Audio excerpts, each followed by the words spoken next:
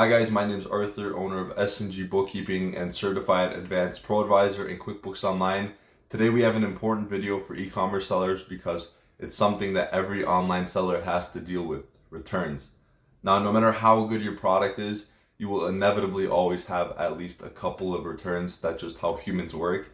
Using an accounting software to keep track of the progress of your business, which you should be, this returns number should be on there as well.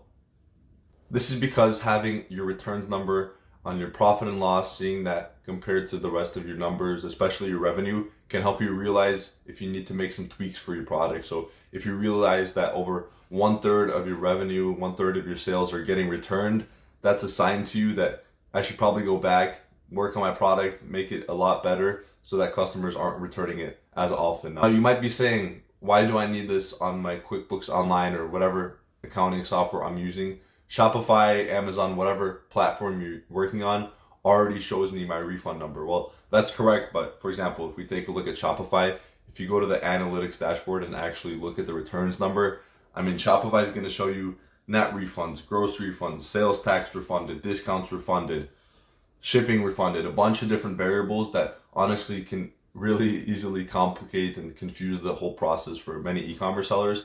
And especially if you are selling it on multiple platforms, your products you're selling on multiple, like Shopify and Amazon, as I mentioned, then it's very important to have all of that consolidated into one space to make it easy for you to understand the real numbers behind your business. Hop into QuickBooks Online and I'll show you exactly how you can do this. So let's hop into a screen share right now and I'll show you how you can do this yourself inside of QuickBooks Online. All right, so we're in the sample company in QuickBooks Online, Craig's Design. So we're in QuickBooks Online in the sample company, Craig's Design and Landscaping Services. And I think that the first step is to actually look at the profit and loss to help us understand how QuickBooks deals with refunds currently, and then help us compare that change that we're going to be making to help you see the split between your sales and your refunds. So if we go to reports, standard reports, and then the profit and loss, then year to date doesn't really matter. We can run the report and just click on this income. So we can see that our income is 9,500. Oh, let me pull that back up. 9,550 and 77 cents.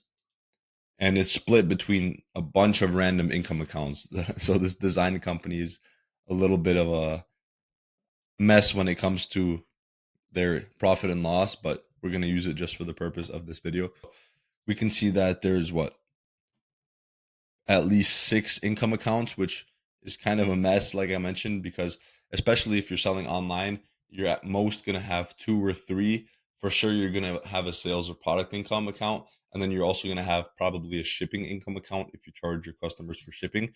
But you can see that they do have a refund allowances account as well, which is good. You have to make that separately. But for this example, let's keep an eye out on this landscaping services number, 97750. So what we're going to do is actually enter in a refund receipt so you can see how that looks in QuickBooks Online. And by the way, I do not recommend you do this manually if you're selling online. For our e-commerce clients, we use a software called WebGility, but you could also use A2X. That's another good one in the space. And what those softwares do is essentially they sync up QuickBooks Online to whatever sales channels you're selling on, and it automatically imports refund receipts, sales receipts, any settlement reports from Amazon, and so on. So you don't have to enter any of this manually or make journal entries at the end of the month to account for it. You have some really granular detail that you can look at. So let's just say doesn't really matter. We can pick whatever here, but we are going to look at the gardening services since that was the landscaping number I told you to look out for. Let's call it 50 an hour for 10 hours. We're giving her a refund. So save and close that. And now if you run the report and let's just close this income account, we can see that number dropped by 500, and specifically it was that landscaping services that dropped by 500 from 977 to 477. Now you would think it's makes sense that this refund receipt could be linked to this refund allowances account, but you can see that number didn't change at all. If you don't already have a refund account, you're going to need to make one before we make this change. So go to chart of accounts,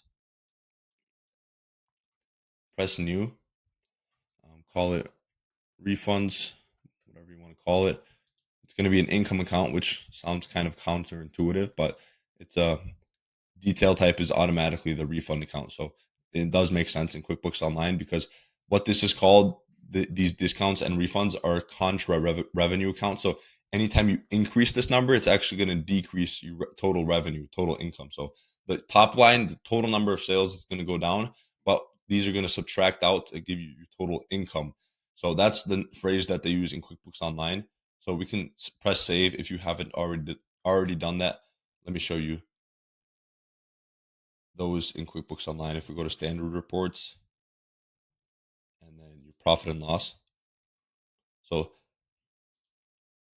this is the top line is all the money you collect, all of the revenue.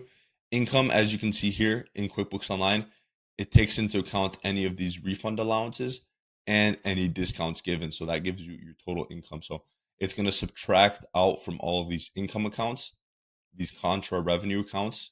That's a little bit complicated, I know, but basically all you need to know is that they reduce the amount of income that you have, so which is exactly what we want. So as I mentioned, QuickBooks Online, those refund receipts directly reduce your sales number instead of going to a refund account. So we have to make some changes manually by going to Plus New. And as an accountant, I'm gonna love this journal entry right here. So if you're making these journal entries at the end of every month, you could just select the end of the month, in this case, May 31st, but we could use whatever date for this example. Um, so what we want to do is basically make this entry.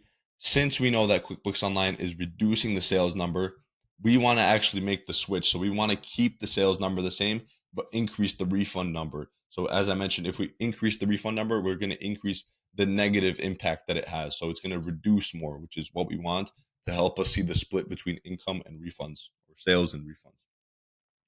So in order to reduce a sales account, or sorry, in order to, we want to increase that sales account to account for that $500 transaction and basically undo the impact of that refund receipt. We're going to do a credit for $500. And then we're going to actually debit this refund account. So debits, credits, maybe you've heard of them, maybe you haven't. But basically, you should know that anytime you credit a sales income account, it increases that number, and you're debiting this contra revenue, this refund account, to also increase it. So it can be a little bit tough to wrap your head around. But you might be asking, where should I be getting this number from if I'm selling online? Let me break that down for you. You want to make sure that you have the correct period that you're looking into. So in this case, we can select May. I know we haven't finished May, but let's just keep it for this example. Now, this is the number that you should be looking at. For our example, we're going to keep it at 500, but you can just replace that 500 with whatever number you have in Shopify. And you want to be looking at this. Let me turn off comparison to make it easier to see. You want to be using this gross refunds number right here. So 768 and 26 cents. So this is the number you want to enter instead of the 500 for debits and credits, or whatever number you have that shows up in Shopify or Amazon. You want to, the reason we want to be using that gross number inside of our journal entry instead of any of those other numbers is because, especially if you're using a software like WebGility, let's use some numbers in this example to help it make sense. Let's say the reason we want to use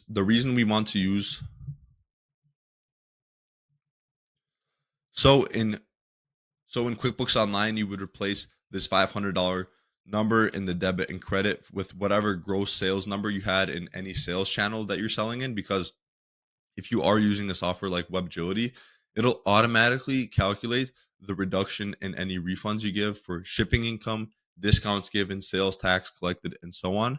So, for example, let's say one of your customers paid you $5 for shipping, and you return that $5 with the refund receipt that WebGility imports. It'll actually be able to reduce your shipping income amount by $5 because that's a setting that you can sync up in that software in WebGility.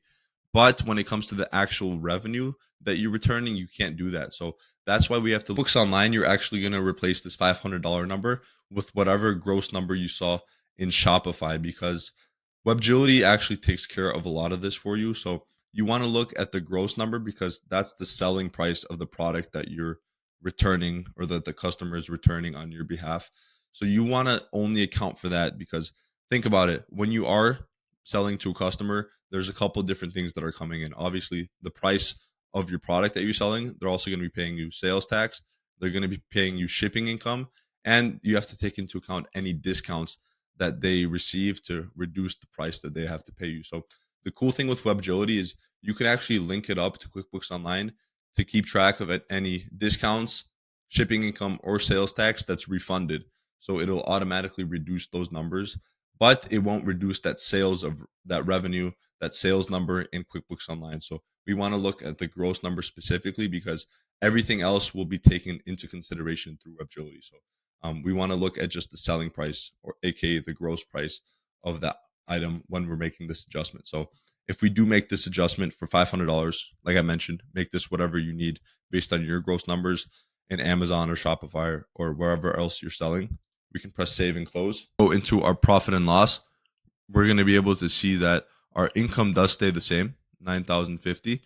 But if we open this income account, our landscaping services jumped right back up to 977, which was what we wanted. But we also got this additional detail from our refund account. So we can see that, yes, our initial revenue was 977 from the landscaping, but our refunded allowances in general went up by another 500, which helps you see that split between the revenue that you made and that refunds that you had to pay after you sold your products, specifically products in this case, if we're talking about e-commerce, but obviously refunds can happen to service-based businesses as well. So that helps you get the split between the two numbers. And if you do have any more questions about that, drop them in the comments below. We'll be sure to get back to you as soon as possible. We hope this breaks it down. And like I said, drop your questions below, and we'll see you next time for another bookkeeping weekly update.